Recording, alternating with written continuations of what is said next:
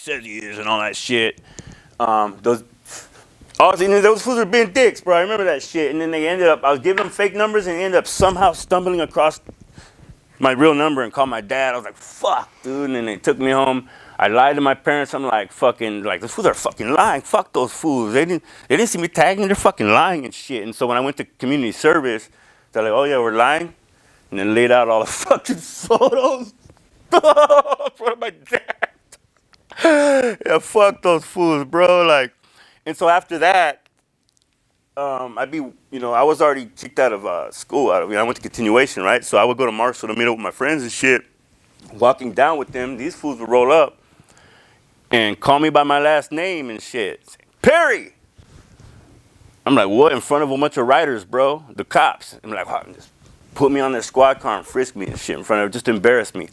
And so, like, graffiti, like, certain fools just go mobbing out, and we're all mobbing. I couldn't do that. And so when I went to community service, I brought my book with me, my art with me, and they saw it. And these fools said, oh, this fools can draw and shit. And they submitted my shit to Ron Conley from the MTA. I saw a whole photograph of the camping trip from the undercover fucking cops, bro. They felt all confident with me. They're probably watching this shit. They probably watch graffiti shit so they can get their files on motherfuckers. Fuck it. Exposing y'all motherfuckers. A whole camping trip in their photos, and it was Officer Martinez, Hicks, and they wanted to commission me to paint some big project, some big metro station. Yeah, this is perfect. MODOK, bro. I don't know if you're familiar with MODOK. Yes. That's the homie.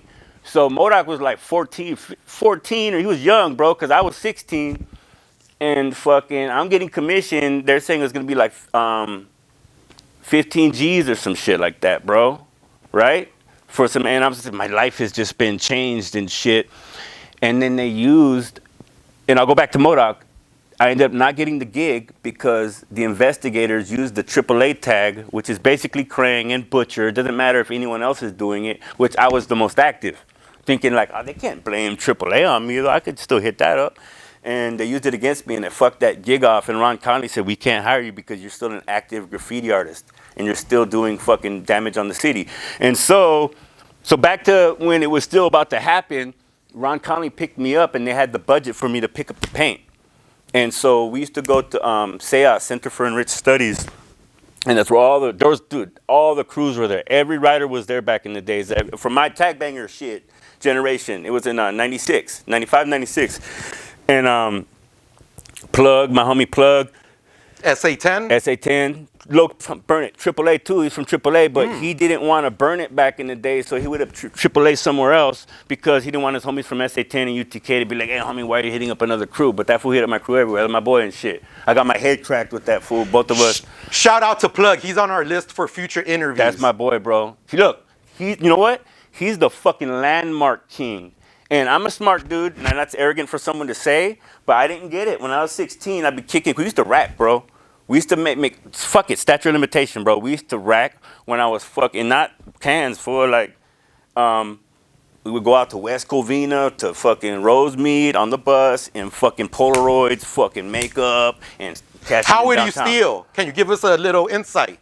Full fucking sweats under the fucking pants, fucking tight at the bottom and shit, sometimes with zip ties and shit, and just stuff, I used to go to DMPs with all sorts of foods I don't even fucking remember, bro. Like, but me and Plug and DTECT were we were fucking solid on that shit. This was before eBay. How would you get rid of the loot? Downtown, homie. Downtown. And it's not there anymore on 5th and fucking, bro, 5th and Broadway. And it's funny, I could talk about this shit now. 5th and fucking Broadway, bro. It was a little paisa spot that sold electronics.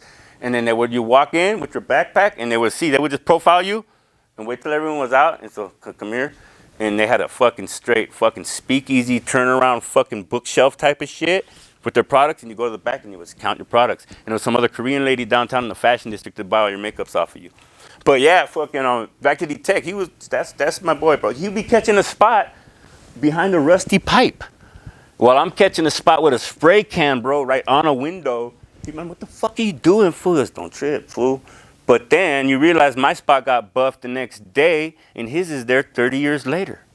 because I didn't understand the concept of landmarks. You know what I mean? It's rusty, old, hidden shit because it's still gonna be there. So yeah, that's shout out to Plug and shit. You know what I mean? I saw him when I was painting my last production. He popped up and shit.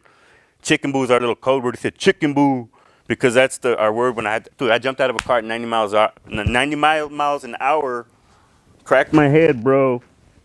Almost died, and he was there with that. That's a whole nother story, bro. That's my boy.